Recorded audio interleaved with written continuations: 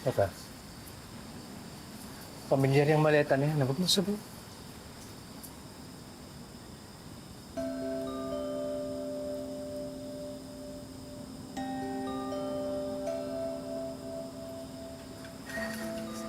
Hi, Ismael.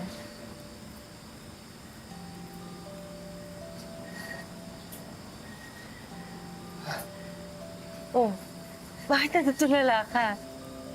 Hindi ka ba masaya na nakauwi na ako? I wasn't expecting you. Ano bang nangyayari? Nag-research ako.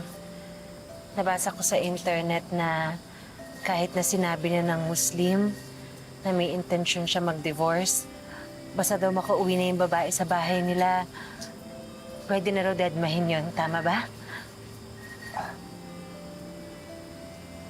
Sandali. Anong ibig mong sabihin? Nagbago ba yung isip mo? For a very good reason.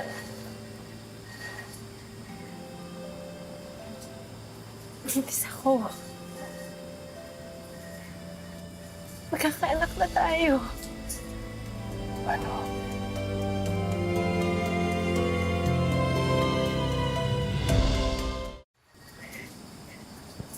Totoong buntis ka?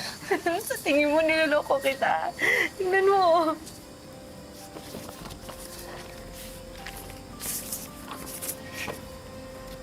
Nagpatingin ako sa ubi kahapon. Yung resulta. Buntis nga ako.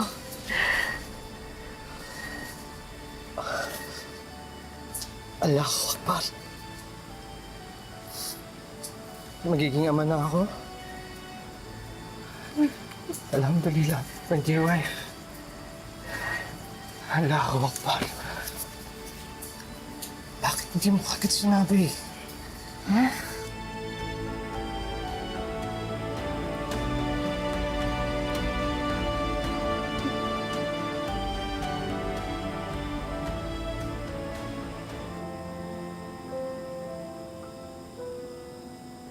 Kasoy Karakan din.